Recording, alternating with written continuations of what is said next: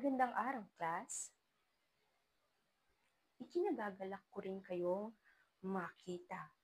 Bago tayo magsimula sa ating bagong talakayin, ay magkakaroon muna tayo ng paunang gawain.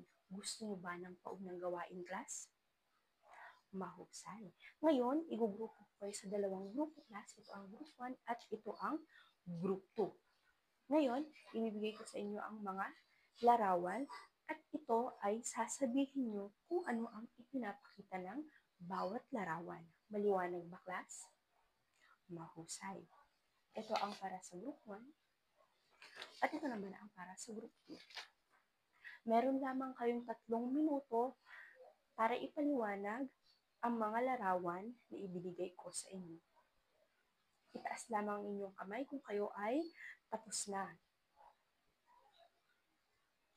Okay, nauna ang group 2. Group 2, ano ang ipinapakita sa larawan? Mahusay. Pagtaas ng presyo ng bilihin.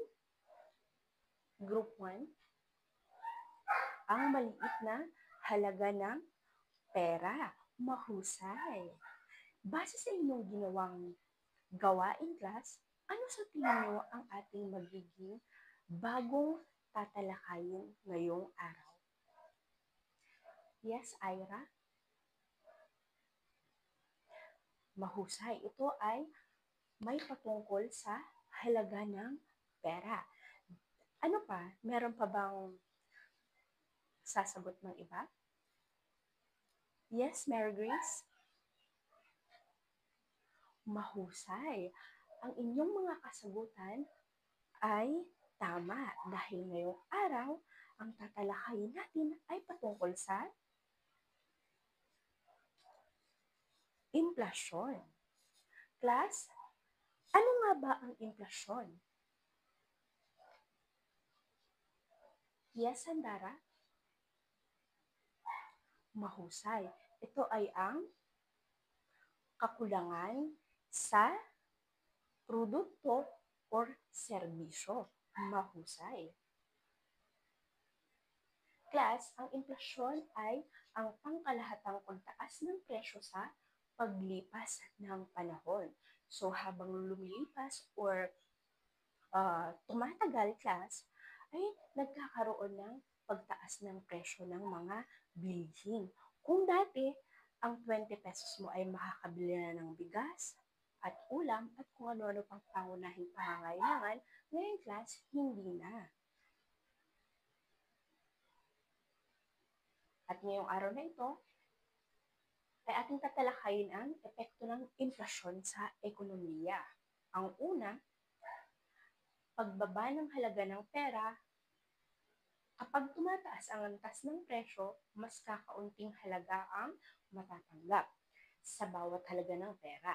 Dahil dito, nagkakaroon ng negatibong epekto sa mga mamimili at nagkakaroon ng karagdagang pangangailangan sa sahod. Gaya nga ng sinabi ko kanina, class, kung dati ang 20 pesos mo ay marami nang mabibili sa palengke, ngayon ang 500 pesos ay hindi pa mapupuno ang basket mo sa supermarket. Tama ba? At ngayon, bigyan mo ng piso ang mga bata, hindi na nila tatanggapin dahil alam nilang wala nang mabibili sa halagang piso. Hindi katulad noong unang panahon ng mga estudyante, kahit na 3 piso, 5 piso, ang baon nila ay masaya na sila dahil marami silang mabibili. Tama ba, class? Mahusay. Nauunawaan ba? Mahusay. Ang pangalawa naman ay ang pagbaba ng antas ng pamumuhunan dahil sa taas ng mga presyo. Ngayon, dahil mataas ang mga presyo, bibihira na yung mga gustong magnegosyo. Kasi syempre, kapag ang mga materyales na kanilang gagamitin ay mataas ang presyo, ibig sabihin, pag natapos nila ang produktong gagawin nila, ibig sabihin, mataas din ang presyo na hindi din alam ng mga mamumuhunan o negosyante kung mabibili or papatok ba ang kanilang produktong ibebenta.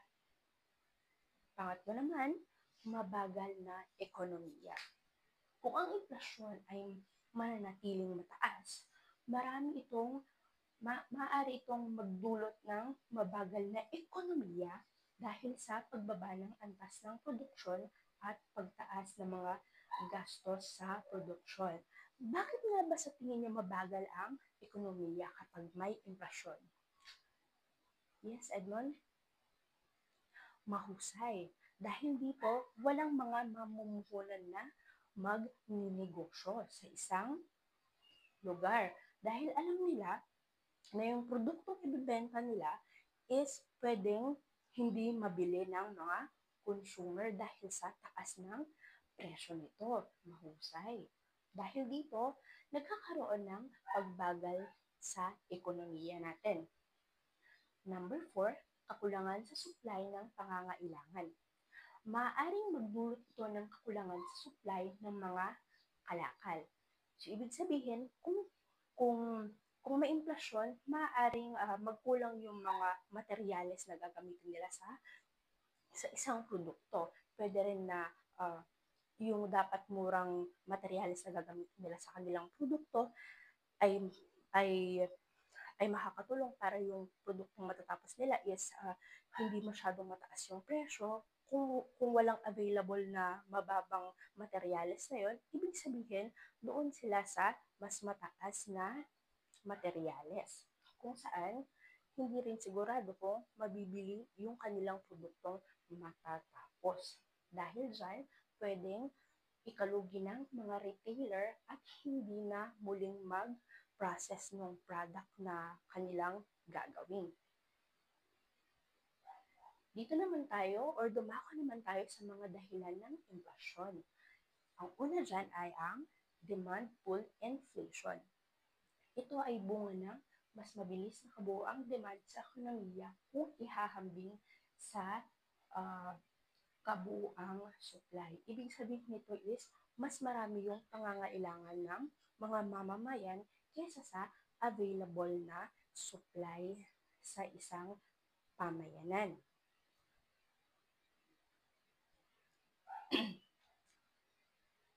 Ang pangalawa naman ay ang cost pull inflation.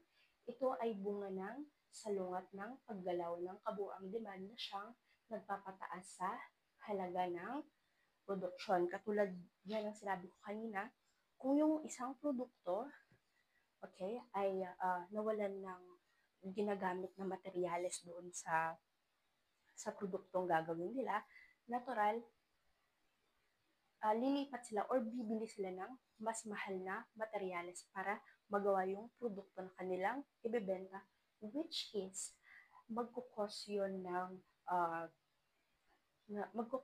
ng pagkakaroon ng mahal or tumaas yung presyo ng isang produkto or ng isang serbisyo. Naintindihan ba ang ating tinalakay ngayong araw, class?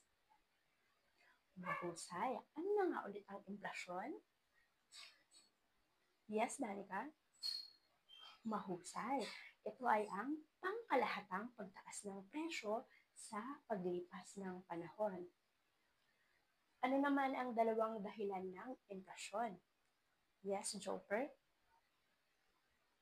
Mahusay. Demand pull inflation at cost push inflation. Batid kong naunawaan nyo ang ating talakayan ngayong araw. Dahil dyan, magkakaroon kayo ng pagsusuli. Maglabas lamang kayo ng panulat at ako na ay magbibigay ng papel na inyong sasagutan. Pakipasa. Meron lamang kayong 7 minuto para sagutin ang mga katanungan na sumusunod. Una,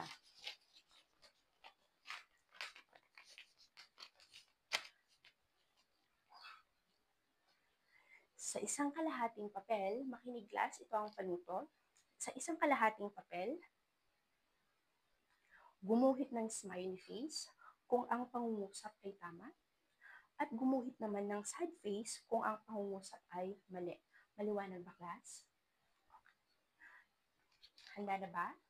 Number 1, 2 beses ko lang uulitin ang katanungan. Kaya makinig kayong mabuti. Una, ang inflasyon ay nakakatulong sa ekonomiya. Ang inflasyon ay nakakatulong sa ekonomiya. Number 2, headline inflation ang tawag sa pagsama-samang bagay sa ekonomiya na nakakaranas ng inflasyon.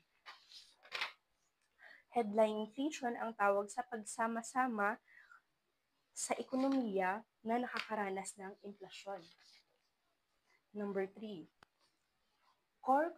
core inflation ang tawag sa presyo na nagbabago kada buwan. Core inflation ang tawag sa presyo na nagbabago kada buwan. 4, consumer price rate ang nagsisilbing panukat sa paggalaw ng presyo ng bilihin. Panglima, nakakatulong ang inflasyon sa paglago ng ekonomiya ng bansa. Tapos na ba? Pakipasa na ang inyong mga papel paharap. Okay. Para sa inyong takdang aralin, mag-research kayo at isulat nyo sa isang buong papel ang patungkol sa ebolusyong kultural ng Asya. Uulitin ko, isulat sa isang buong papel ang mariresearch nyo patungkol sa ebolusyong kultural ng Asya. Maliwanag ba, class? Okay, yun lamang para sa araw nito. Goodbye, class.